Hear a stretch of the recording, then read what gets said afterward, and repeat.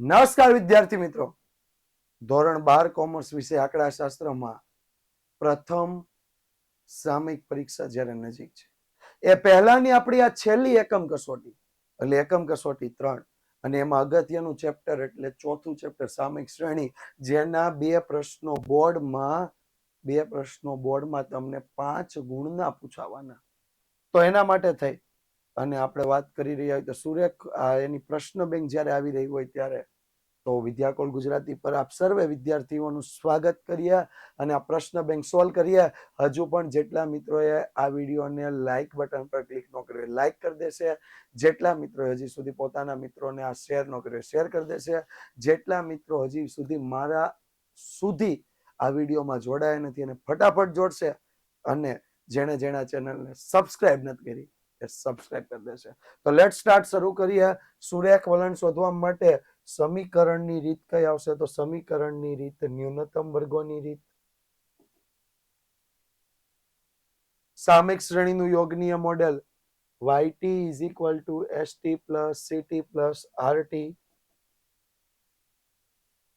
ત્યાર પછી સામયિક શ્રેણીનો નિરપેક્ષ ચલ હંમેશા સમય ચલ t. ટૂંકા ગાળાની વધઘટ હંમેશા કોણ દર્શાવશે? ચલિત સરેરાશની રીત.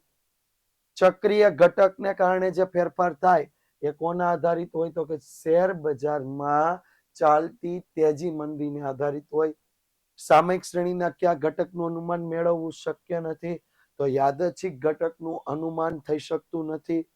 હડતાલને કારણે જો કોઈ ઘટાડો થાય તો યાદચ્છિક થાય, કારણ કે હડતાલ હર હંમેશ થાય એવું જરૂરી નથી. ક્યારેક થઈ પણ શકે, ક્યારેક ના પણ થાય. મોસમી ઘટકને લીધે હંમેશા નિયમિત ફેરફાર થાય છે. ઓકે, ત્યારબાદ 1 માર્ક્સના પ્રશ્નોની વાત કરીએ તો ચક્રીય ઘટક એટલે શું? તો કે તેજી મંદી અને વેપારી ચક્રો અથવા ધંધાકીય ચક્રોને કારણે થતી વધઘટને ચક્રીય ઘટક કહે, જેને સંકેતમાં સીટી વડે દર્શાવે. ચલિત સરેરાશની રીત ક્યારે ઉપયોગી છે? તો ટૂંકા ગાળાના વધઘટોની અસર દૂર કરી અને વલણ શોધવા માટે ચલિત સરેરાશની રીત ઉપયોગી છે.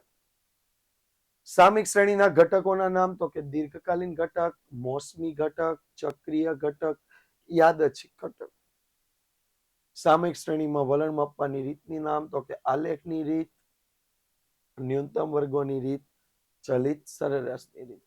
સામયિક શ્રેણીનું પૃથ્થકરણ એટલે શું? તો કે સામયિક શ્રેણીના વિવિધ લક્ષણોનું અનુમાન મેળવવાની પદ્ધતિને સામયિક શ્રેણીનું પૃથ્થકરણ કહેવામાં આવે. સામયિક શ્રેણીના કયા ઘટકોને લીધે અલ્પકાલીન વધઘટ થાય? તો મોસમી ઘટક અને ચક્રીય ઘટકને લીધે અલ્પકાલીન વધઘટ થાય. સામયિક શ્રેણી એટલે શું? તો નિયત સમયે લેવામાં આવેલ અવલોકનોના સમૂહને સામયિક શ્રેણી કહે છે. અને બીજા શબ્દોમાં જો કેવું હોય તો શું કહેવાય છે?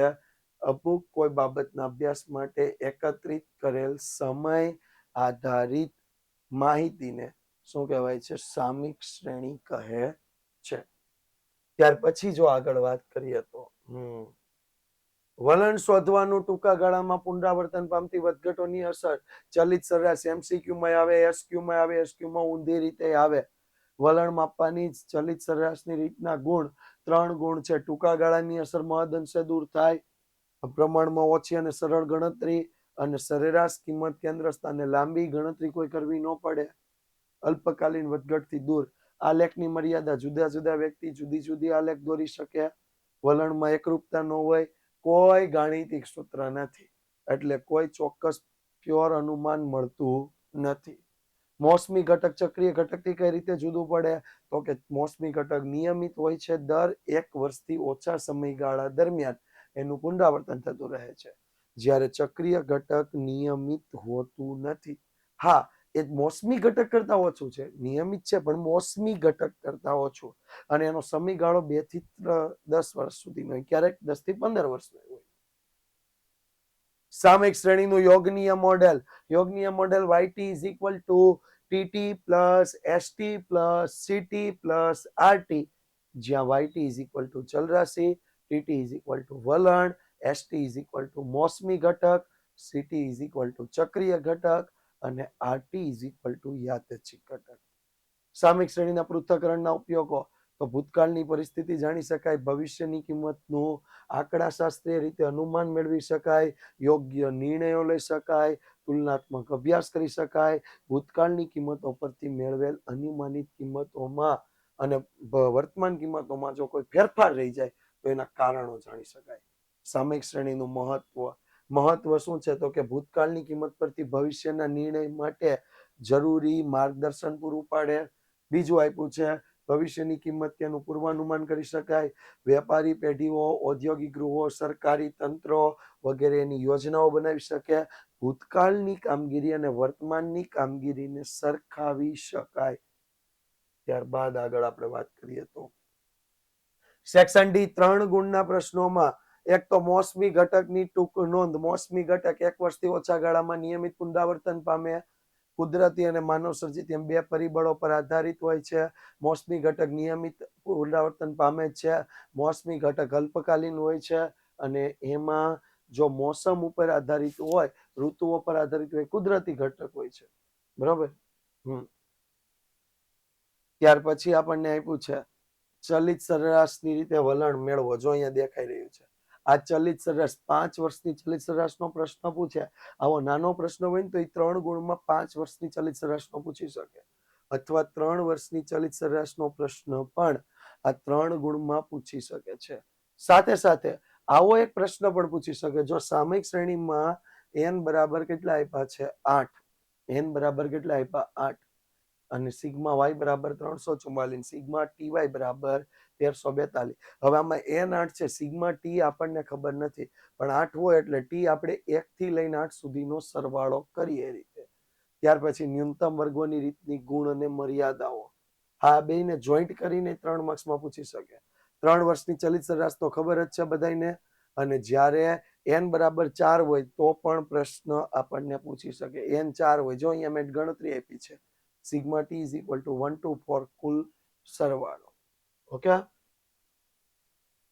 ત્યાર પછી ચલિત સરેરાશની મર્યાદાઓ. પહેલી મર્યાદા એ છે સરેરાશનો ગાળો યોગ્ય પસંદ થવો જોઈએ. બીજું, શરૂઆતના અને અંતના અમુક સમય માટે આપણને આ ચલિત સરેરાશની રીતથી વલણ મળતું નથી. ત્રીજું, ભવિષ્યની કોઈ ચોક્કસ અનુમાન કરવા માટેની કોઈ પદ્ધતિ નથી, આ રીતે આપણે અનુમાન કરી શકીએ. ત્યાર પછી સેક્શન 5 ગુણમાં 4 વર્ષીય ચલિત સરેરાશનો પ્રશ્ન 4 માસમાં પૂછી શકે. જો અહીંયા ધ્યાન આપજો, એક લાઈન છોડતી જવાની, પહેલા 4 કિંમતોના ટોટલ કઈ રીતે, તો અહીંયા 4 કિંમતોનું કયું ટોટલ હશે 1, 2, 3 અને 4. આ 4 કિંમતોનો ટોટલ હશે 1, 2, 3 અને 4. અહીંયા 4 હશે અને આ બેયનો ટોટલ. પણ અહીંયા ભાગાકારમાં જે સંખ્યા આવે 8 વડે ભાગવું, એનામાં ખાસ ભૂલ ન થાય. આ બાબત ઉપર ક્લિયર કટ ધ્યાન રાખવું, એમાં ખાસ ભૂલ થવી જોઈએ નહીં. ત્યાર પછી આ પ્રશ્ન તમને પૂછી શકે, લગ્ન સમય સ્ત્રીઓની ઉંમર પરથી શું કરવાનું, સુરેખ સમીકરણ મેળવવાનું. પહેલા તો ટી બાર મેળવવાનું, વાય બાર મેળવવાનો, અને ત્યારબાદ બી ની કિંમત. જેમ તમે નિયત સંબંધાંક બી ની કિંમત મેળવતા હતા એમ સામયિક શ્રેણીમાં પણ કોની કિંમત મેળવવાની, બી ની કિંમત તમારે મેળવવાની છે. ઓકે. અને સુરેખ સમીકરણ y cap is equal to a plus b t માં એની કિંમત 16.47, બી ની કિંમત 1.05 ટી, આવી રીતે તમારે મેળવવાની. અને ત્યારબાદ ઉંમરનું અનુમાન કરવાનું. આમાં આલેખ આપ્યો પણ આપણે આલેખ કદાચ પૂછાવાનો નથી. દરેકમાં તમને જ્યારે જ્યારે પૂછે કે તમારે અનુમાનિત કિંમતો સુરેખ સમીકરણની રીતે મેળવવો, આ પ્રશ્ન વસ્તી વાળો છે બરોબર, તો આમાં પણ એ જ રીતે પહેલા વાય બાર ટી હંમેશા 1 થી સ્ટાર્ટ કરવાનો, ટી બાર મેળવવાનો, ત્યાર પછી ટીવાય મેળવવાનો, ટી નો સ્ક્વેર કરવાનો. એવો જ એક પ્રશ્ન 5 વર્ષીય ચલિત સરેરાશમાં પ્રશ્ન તમને પૂછે 5 વર્ષોના સરવાળા. અહીંયા ખાસ ભૂલવાનું શું નથી, સમય ટી લખવાનું ભૂલવાનું નથી. ત્યાર પછી અહીંયા મૃત્યુ દર વાળો એક પ્રશ્ન, જો બધાના કોષ્ટક સેમ છે, વર્ષ આપ્યું હશે અને સાથે તમને મૃત્યુદર કે જે કાંઈ પણ ચલ હશે એ ચલ તમને વાય આપ્યો હશે. તમારે શું લેવાનો છે? સમય ટી લેવાનો, પછી ટી વાય નો ગુણાકાર કરવાનો અને ટી સ્ક્વેર કરવાનો, ત્યાર પછી ટી બાર મેળવવાનો અને વાય બાર મેળવવાનો. ઓકે, 5 વર્ષીય ચલિત સરેરાશ તો ફિક્સ જ છે, સિમ્પલ છે. સમય ટી લેવાનો, 5 વર્ષના સરવાળા કરવાના, સરવાળાને ભાગ્યા કેટલા કરી દેવાના? 5. સરવાળાને ભાગ્યા કેટલા કરી દેવાના? 5. ત્યારબાદ 4 વર્ષની જયારે ચલિત સરેરાશ આવે તો 4 વર્ષના સરવાળા, જો આ લોકો એવી જ રીતે લીધું, એક કિંમત, બીજી કિંમત, ત્રીજી કિંમત ને ચોથી કિંમત, એવી રીતે એક કિંમત, બીજી કિંમત, ત્રીજી કિંમત અને ચોથી કિંમત. હવે આ બંને કિંમતોનો શું કરવાનો છે? સરવાળો. આ બંને કિંમતોનો શું કરવાનો છે? સરવાળો. અને સરવાળો ભાગ્યા કેટલા કરવાના? 8. આ પ્રશ્ન પણ એવો છે, સુરેખ સમીકરણનું અન્વયન કરવાનું. વર્ષ આપ્યા છે, ટી આપ્યા છે, હેરફેર થયેલ માલ ટી વાય ટી સ્ક્વેર. અને આ પ્રશ્ન પૂછશે ને તો એમાં સાથે શું પૂછશે? વલણ કિંમતો. આલેખ નહીં પૂછે, વલણ કિંમતો પૂછશે. બરોબર. આ બધા જ પ્રશ્નોમાં સિમ્પલ એક જ થિયરી, વર્ષ અને તમને વાય ચલ આપ્યો હશે, તમારે ટી ચલ મેળવવાનો. ટી ચલ કઈ રીતે મળે? 1 2 3 4 5 6 કન્ટિન્યુ જેટલા વર્ષ આપ્યા હોય એટલા વર્ષથી. ઓકે, જો બધા એમાં સેમ થિયરીથી પ્રશ્ન પૂછશે. અને જ્યારે આવી 4 ત્રિમાસ આપીને તો ત્રિમાસ ગમે એના ગમે એ હોય, ગમે એ વર્ષના હોય, આપણે જ્યારે ગણતરી કરીએ ત્યારે એને એક સંયુક્ત પ્રશ્ન તરીકે જ ગણવાનો છે. વર્ષ 2003 ના 4 Q1 Q2 Q3 Q4 આપ્યા, 2014 ને એવી રીતે આપ્યા, 2015 ને એવી રીતે આપ્યા. આપણે સંયુક્ત રીતે ગણવાનો. આ લોકો અહીંયા લાઈન નથી છોડી, પણ આપણે પહેલેથી બધી લાઈન છોડવાની, જેથી કરીને આપણે ભૂલ પડવાની શક્યતા જ ન રહે. ઓકે, તો મળીએ એકમ કસોટીના સોલ્યુશન પછી. હજી ઘણા બધા મિત્રોએ હજી આ લાઈક નથી કરી આ વિડીયોને, એટલે લાઈક તો કરો. ઘણા બધા મિત્રોએ હજી સુધી આ વિડીયોને શેર નથી કર્યો, ફટાફટ થઈ જાય હો. ઘણા બધા મિત્રોએ હજી સુધી આ ચેનલને સબસ્ક્રાઇબ નથી કરી, કરી નાખો ભૂલા વગર. ઓકે, હાલો ત્યારે મળીએ. Thank you.